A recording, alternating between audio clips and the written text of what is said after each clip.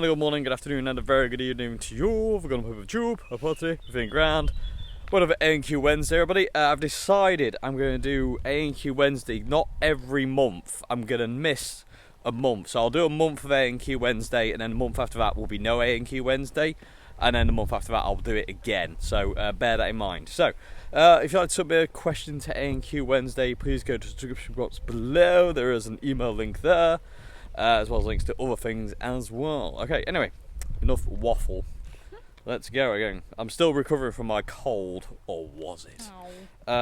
So I sound a bit Barry White-ish. But anyway, yeah, Queenie's here today, look. Hello. And we're walking. We thought we would take you along on a walk.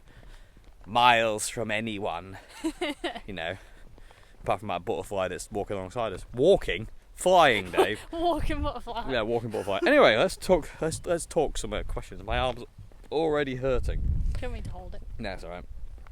Maybe in a bit. Anyway, for the moment, we're okay. I'll soldier through. Hopefully the wind won't be too bad. I've got the sock on, so all should be well. So, question 1 is, have you tried the Hendrix string gauge 10 to 38, and what was your experience? I have a video on that.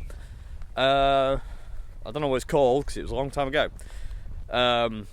So, my experience with them was I loved them. I really enjoyed them personally. I really liked the string gauge. I still don't believe that Hendrix used 10s on his high string, because if you look at that, the Woodstock footage or anything like that, you can see the strings and they're absolutely wispy thin. There is nothing to them whatsoever. So, but I really liked them. I thought the lower, I reckon the what's the word? I'm just gonna say thickless, because that's the word I want to say, but that's not even a word. But the less thick your low strings are, the better your guitar will sound to me, in my personal opinion. Like thick E, A and D strings, just too much bass in them. Like anything from gauge 10 upwards, like 11s, 12s, 13s, 14s, whatever, just too much low end. There's a dog barking at me. Far too much low end, and I think the 38s are brilliant, absolutely brilliant strings. So yeah, I really like them. What else was the other part of the question? So yeah, my experience, very good. Try them out. I'm very low powered as well, by the way. I don't know if you can tell that. Anyway. Do you want me to carry it? No, it's all right. I'm still okay. There's a big gust of wind there, but we're okay for a minute. I can soldier on. Okay, so another part of question 2 today was, is there a musical artist you originally didn't really like or connect with, but now absolutely adore? Yeah, plenty. Loads of people. I'm going to put this one to you as well, Queens. Is there an artist that you didn't initially like but now do? Yeah, the Beatles. The Beatles, there you go. Because all I'd heard was like their really happy-go-lucky stuff, and I didn't really get it.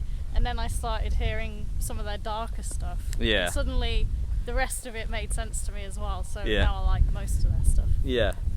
For me, probably the biggest surprise for me was Pearl Jam. When I first heard Pearl Jam, I didn't really like them. I didn't really get them, to be honest with you.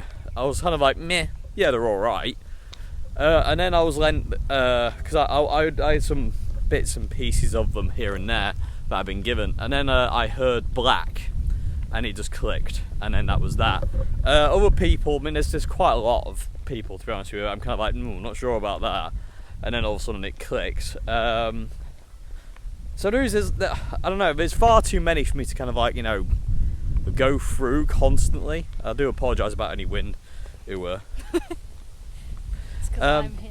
Yeah, Windy McGee here. So yeah, I mean, Pearl Jam's probably the one that springs to mind the most for me. It's the one that I really was like, initially kind of like, no, not for me at all. And then all of a sudden, just like, oh, there's a car coming. Car! Game on! Would you get that for copyright? I don't know. These people and a train. Car and a train.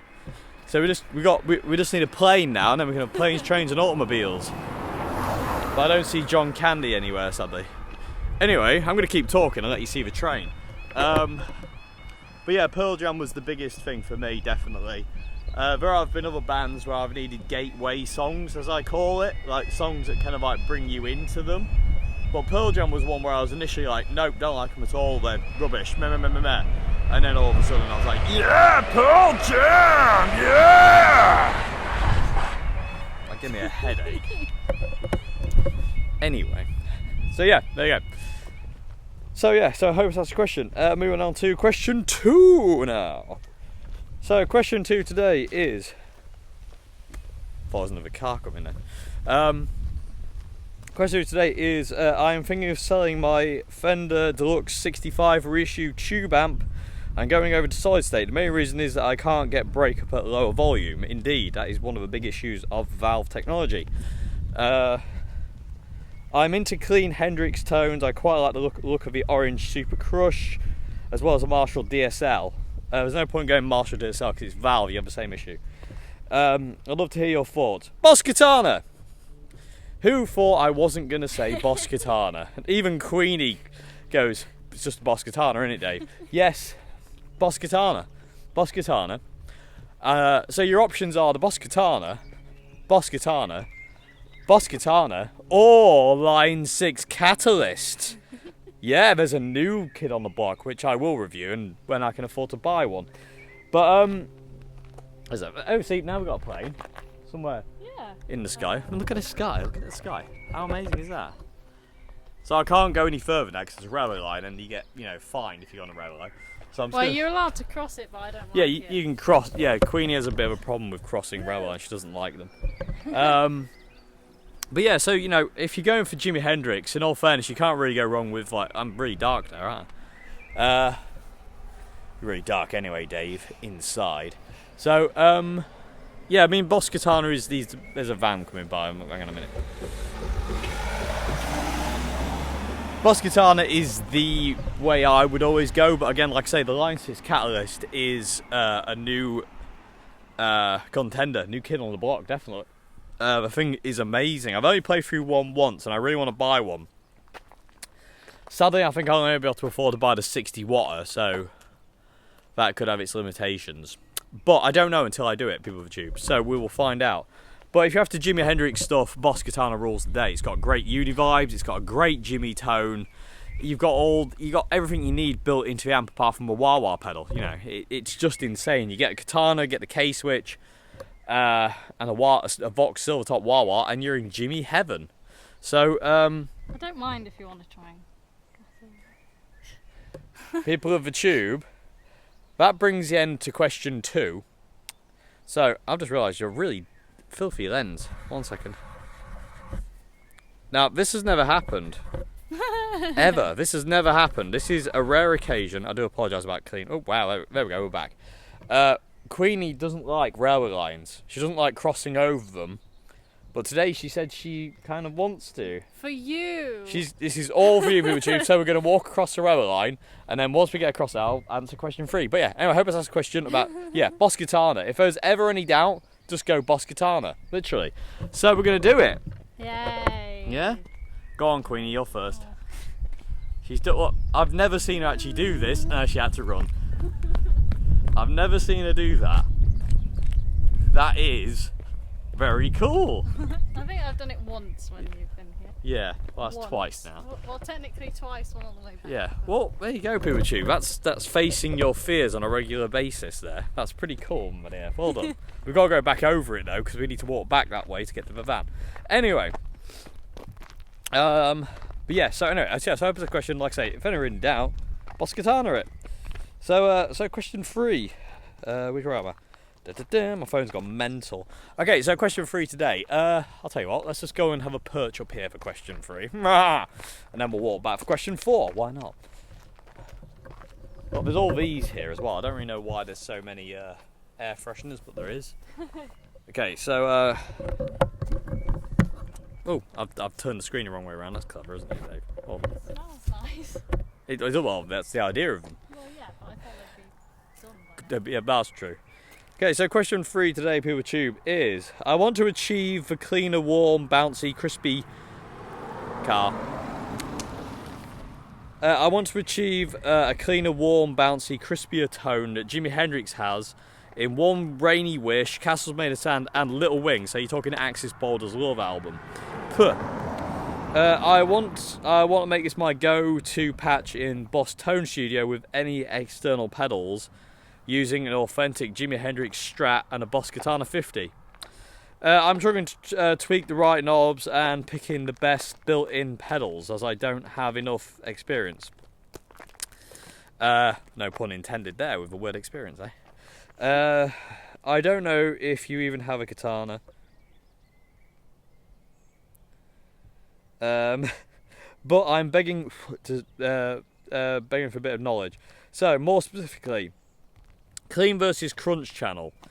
For the Axis Borders Love sound, I mean, you want to be as clean as humanly possible. It's got a little bit of edge of breakup, but it's not really. So what I would probably do is go for the clean channel, and then I'd probably use something in the tone studio, like an overdrive pedal over the top of that, just to kind of like give it a little bit of breakup. I was saying that though.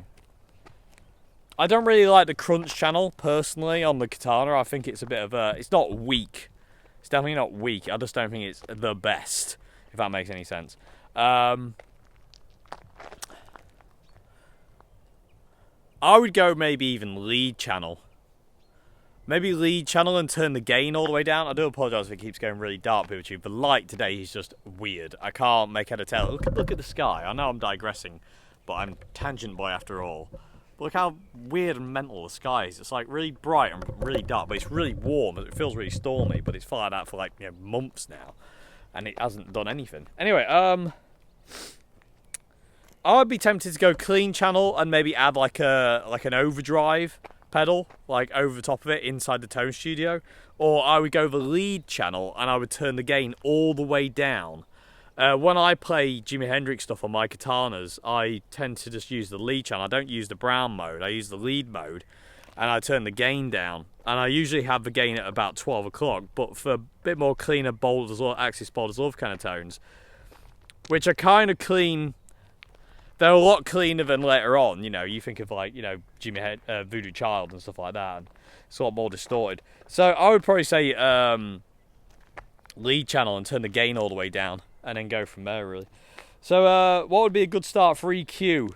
I would say no treble, no bass, no mids, and I'll just basically put the presence up. But this is me. And a lot of people kind of...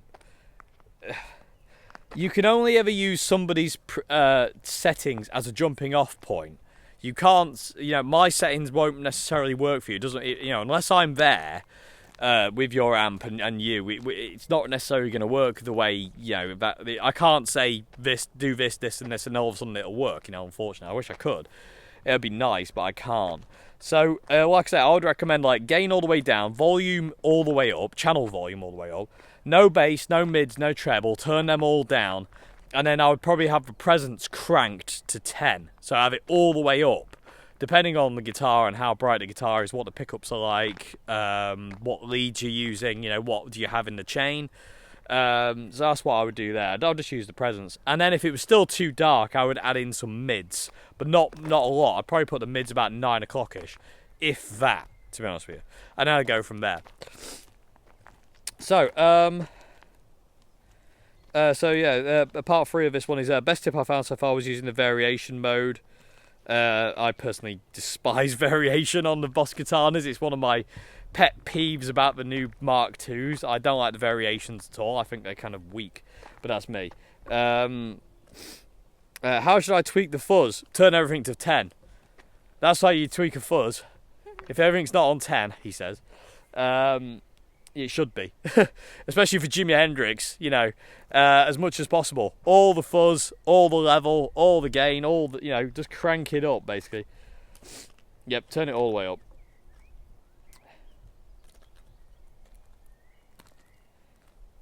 Yeah, that's it. So sorry, people. I was a bit of a quiet section there, wasn't there? But yeah, I mean that's it really. I mean, there's not a great deal to it with a Boss Katana. They're very easy to dial in. But the problem you will find is, like saying, the settings that I've just recommended might not work for you. It depends totally on you. I can tell you what I do only. It's up for you then to kind of like take what I say and then use that as a jumping off point. It's not gospel. It will work for some people. It won't work for everybody, unfortunately, because again, you're not me, I'm not you. It doesn't work that way. It's like, I remember for years and years and years and years having this picture of John Frusciante's amp settings And every time I tried it, I was like, that sounds nothing like John Frusciante. Why does that not work? Simply because it wasn't real.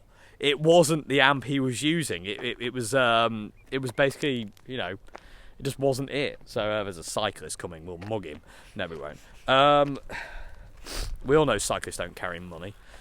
They can't fit them into those, like, you know, tight little jacket things they carry. Anyway, they've only got like muesli bars, which are not fun. Anyway, but yeah, I tried for years to figure out, I was like, why is that not working? And when I run it with this, it sounds closer and this, that and the other. And I say it's simply because what settings work for John don't work for me. And then, you know, you've got to find your own settings. You've got to find your own way. There is nothing, you can't really be, what's the word? You can't really, nothing's 100%. You know, there's always going to be some variation, there's some variable in there that is going to be a bit of a pig, really. I wish I could say just do this, but that won't necessarily work. But again, Jimmy's Axis Borders Love tone is it is clean. It's a lot cleaner than kind of like any of the other albums. I would say it's Jimmy's clean album to me, Axis. But it's still got edge of breakup, especially when you think as Borders Love. Even Little Wingy's edge of breakup, it's still got that.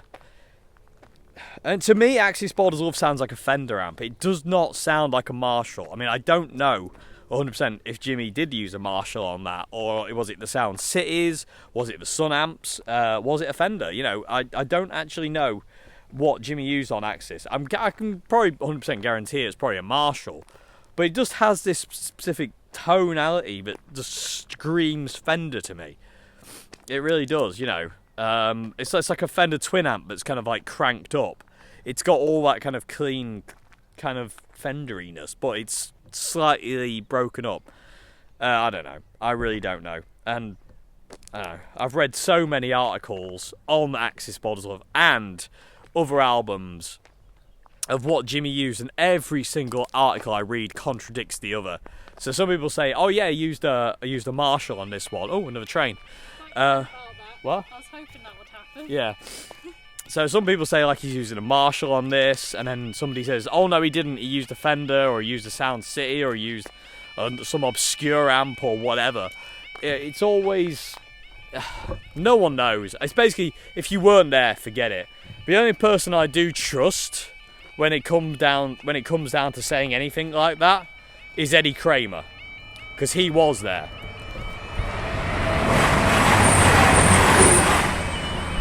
So when Eddie Kramer said that Voodoo Child,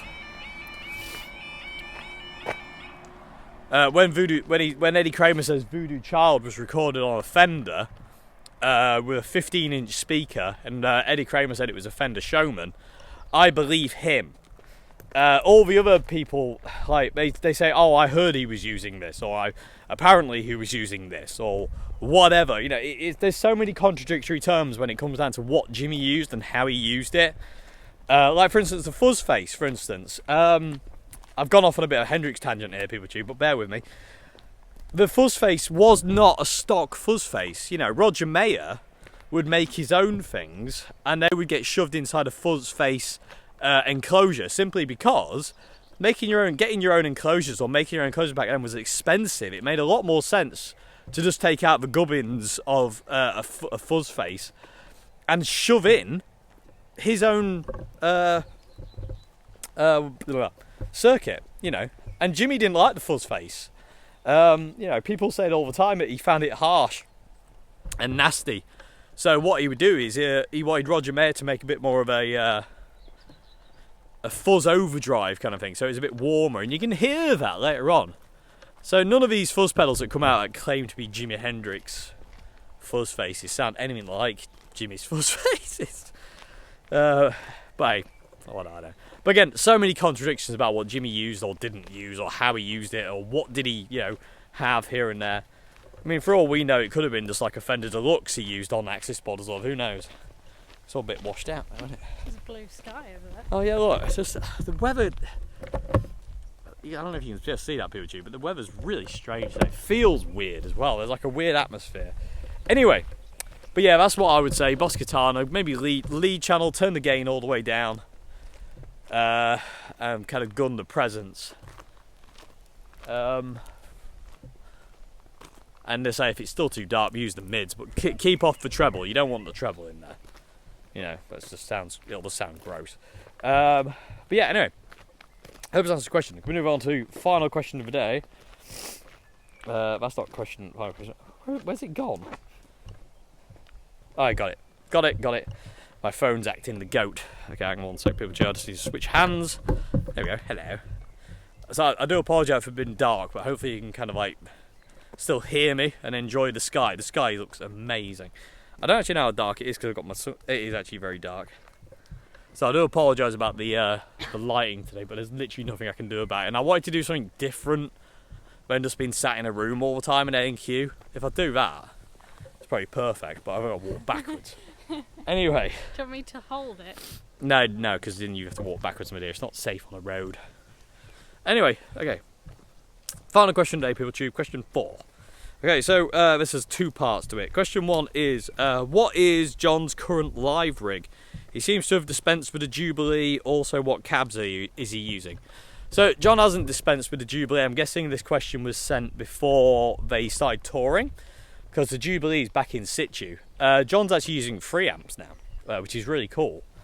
I was talking to Queenie about this earlier on. It seems to be some kind of like magical number, 3, because we saw Tool a month or so ago. Yeah, 4th of May. Yeah, May. We saw Tool in May, and Adam was using a Marshall and 2 diesel heads. And honestly, I've never heard a live guitar sound so good. Well, in all fairness, I've never heard a live band sound as good as Tool did.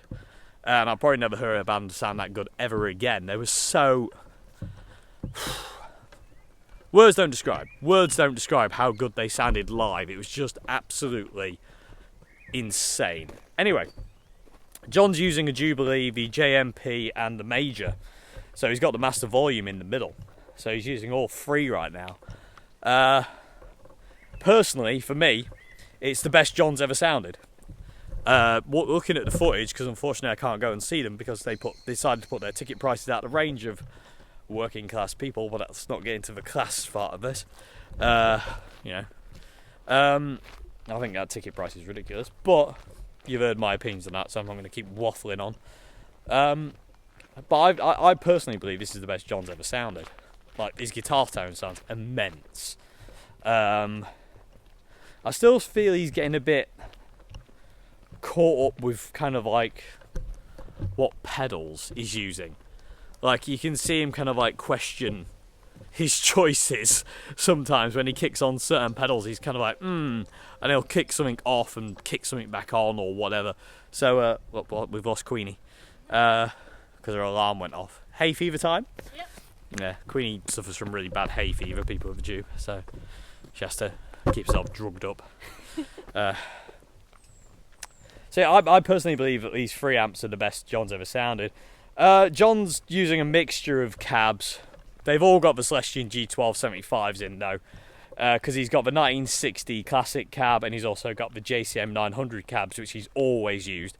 John always had JCM 900 cabs, but he does have some 1960 ones now, but I can guarantee that he's only ever using one of them. So the Jubilee will go to 1 cab, the Master Volume will go to 1 cab, and the Major will go to 1 cab.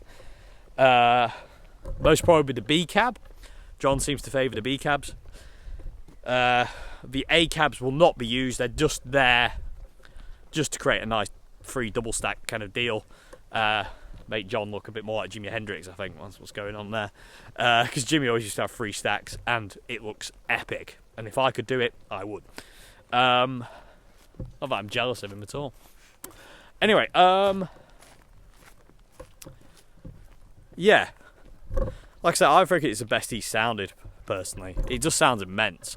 And it's just bottom cabs he's using. John never used to use 6 cabs. He's never used 6 cabs. He only ever uses 1. So that's what that is. But I think it sounds great. And to say the Jubilee's in there because he can't live without that, because that's the core of his tone. And I've always believed that. I don't think the Plexi, the Major, does a great deal personally. It's there for a little bit, brings a little bit of clarity. I think it's more of the low end and the high end. and the Jubilee is the mids. You know, it's the filling of the John Tone sandwich. And now he's got the Master Volume. I think the Master Volume's more of a bright amp. Well, the ones I've played have anyway, because they're a brass panel. The later 70s ones, they're quite bright. They're not as dark as the Jubilees or the majors.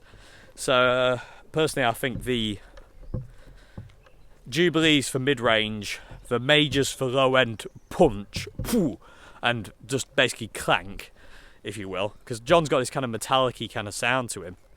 And then I think the Jubilee's the mid. So the other part of question 4, sorry, part 2 of question 4. My God.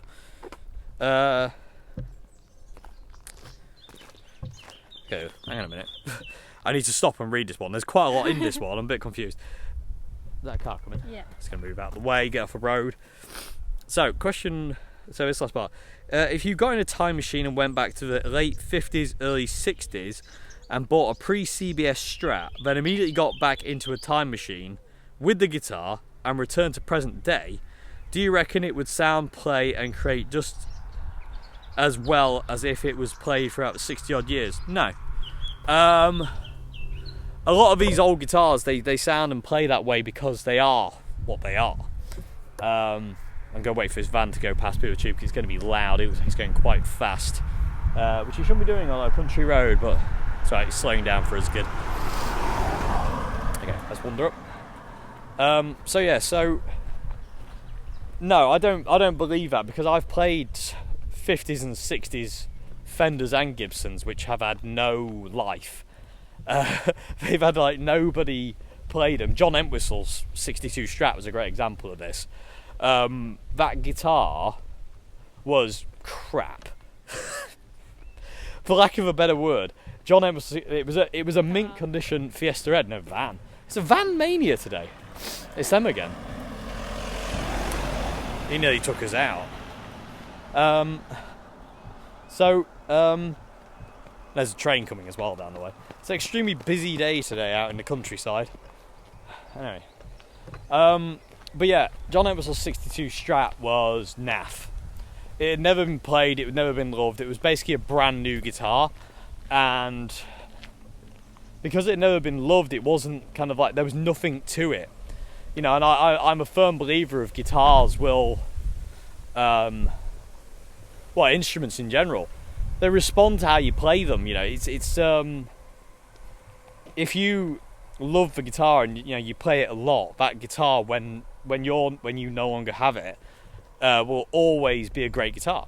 You know, it's like what Eric Clapton said about 50s Strats. He said when he used to go hunting for 50s Strats, he never used to go for the newer looking ones. He always used to go for ones with the worn out maple necks, because he said, well, something that's worn out must have been blooming good. And he's not wrong. He's wrong. He's not wrong there. He's got a great point. And all the new looking vintage guitars I've played have been rubbish. All the old battered up ones are amazing, because the electrics are aged, they've got tired, and it gives them a warmer tone, because they're basically dying. They're worn out. They feel better. There's no lacquer on them. We just opened up into this massive windy area. They're better for those reasons. But again, new guitars, you can get that with new guitars. I've had plenty of new guitars, new guitars that are amazing. So who knows? Actually, I've just contradicted myself, but that's okay, because it's just dawned on me. But kind of like, yeah, some could be good, some could be bad. I think it just comes back to what it comes down to. What a good guitar is a good guitar. A good bass is a good bass. A good drum kit is a good drum kit. If it's good from the get-go and it speaks to you and you can feel it. Oh, let's sit on the bench. Yeah. If it speaks to you, then that's it, really. That's everything. You know, you don't have to be what's the word? Wow, it's really bright. One sec, Silver Tube. Okay, Silver Tube, I thought I'll just lower the exposure. Hopefully that's a bit less bright. We just got literally, I've never known the countryside to be this busy in my life. Anyway, got a friend, by the way. Queenie's finally found a friend. I don't know if you can see it, little bug. And you're on the tripod as well now, so I don't have to hold you. I can be hands-free. But yeah, I suppose, yeah, actually, come to think of it now, kind of in the realization world, and my brain isn't still fully functioning from being ill for like a week, but you could easily go back to like the 50s or 60s and get a Strat or a Telly or a Gibson Les Paul or whatever, and it could just be a great guitar from the get-go. It could be. Would it be the same as if it had aged 60 years? No, of course it wouldn't. It hasn't got the worn-out electronics. The neck won't be played in. It won't be. It won't have rolled fret edges. You know, it won't have all that. What's the word? Vibe, if you will. Whatever it is that all these old instruments have. You know, when electrics age, they get darker, they get weaker, and it gives them a specific sound. It would still be, there could still be a great guitar, but will they sound the same as a 60-year-old instrument? No, they wouldn't. No, it just, I don't believe you can kind of get that, because unless you have aged electronics or something to simulate that, a darker tone. But again, when you pick up like an old Strat or a Telecaster with a really played-in neck, like somebody spent lots of hours on, I got another car. What's going on? Everyone's just out and about. But when you pick up like an old Strat or something like that, and it's just that somebody's played the bejesus out of that neck, there is a feel to that is unlike anything else, and it's impossible. I think it's impossible to replicate. You can get close, but it's always going to be a good like 10-15% that you're never going to quite get, if that makes any sense. But no, I mean, it wouldn't be 100%. It could still be a great guitar, but it would not be 100% the same as if it had been played constantly for that many years. Another car. Lord, what is going on? Literally, there's never normally anybody out here. And then all of a sudden today, there's a cyclist now. They all want to be in the Q&A, people do. I'm not actually this pale, by the way. It's just the light that's making it look this way, because it's dead strange. So yeah. Do you think it would lack soul, personality of a lifetime being played? I don't think it would lack soul or personality, because I think guitars from the get-go have personality. Some of them don't. It's just, again, you got to judge it on the instrument. And again, it's all subjective. What I like and would love as an instrument, somebody else would think is a pile of crap. It's all subjective. You've always got to bear this in mind, people, with everything. Everything's subjective. People are not going to like everything you like, and that people aren't going to dislike everything you dislike. It's just one of those things. But old instruments, they do have a certain vibe about them. Like my 62 Strat has got something. I just don't know what it is. It's just special. It's just special. Beyond any other vintage Strat I've played, even the ones I played at ATB, like the 50 Strats, like I wouldn't trade in my 62 for them, because although they were amazing and even more original than my 62, because of Malcolm, has just been, it's even more. There's something in it. I don't know what it is. It's like Queenie with her Schecter. There's something in that bass. Look at her playing with a little friend. He won't even go now. I can't get him off me. He's stuck on her for life. No, I don't want him. I don't want Bugston. There's something in these instruments that just there's something special, and you can't just go, it's this. You can't just put your finger on it. I believe there's an instrument out there like that for everyone. You've just massive load of trains as well. You just got to find it. You've got to be open to it and then be ready for it. And sometimes it might not take the shape you expect. You never know. Anyway, so I hope that's a question, people. I thought I'd do something different for this A&Q. I kind of get a bit tired of. He won't leave you alone, will he? I was getting a bit tired of just kind of doing it in the room. So, like I say, there won't be an A&Q next month. I'm going to leave it for a month now, and then it'll be the month after that. So where are we now? July, August, September. So next A&Q will be in September, people of the tube. Like I say, and I'm going to try and start doing A&Qs out and about when I start doing them. Instead of just doing them in like a room, you'll still get an intro jam. But I'm thinking of like just doing them in a different way. Look. with Queenie with Boogie. But yeah, doing a bit different, and you get to wander about with us. So either way, I don't want to do him like a town or anything because has he gone in your skin? No. He's burrowing into her brain. I hope it's blown off. Yeah. And not gone up my sleeve. It might have gone up your sleeve. No. Anyway. So yeah, anyway, I hope I was okay as usual. I think my answers to questions are garbage, but hopefully there's something in there you can take away. Coming back to the Hendrix one, like I say, don't take my settings as gospel ever. Don't take anybody's settings as gospel ever, because it's all down to you. If you haven't got the same gear that person uses and you're not them, it's never going to be. You can't just go, oh, that's it. Sometimes you can, not all the time. Use them as a jumping off point. Sit there and really work at it, dial it in, use your ears, start to develop your ears. That is the most important part for being a musician, is developing your ears. Like I say, so I hope I answered those questions. I will see you again, I'll see you again on Friday for another video, and I'll see you again for NQ Wednesday in September. Where's the year gone? I know. Where is the year gone? It's just gone. It's like we're in July, end of July. What's going on? Anyway. Goodbye now. Thank you very much for watching, and yeah. Oh yeah, by the way, again, if you want to submit a question around Q Wednesday, description box below, email link. If you like the videos I do here, please consider becoming a patron at Patreon. Link to that is in the description box below, and there's links to my Bandcamp with Queenie on music, playing things. And yeah, I'll see you again. Have a great one. Goodbye now. Thank you very much for watching. There's a bug on the camera. Get off, please. Bye bye.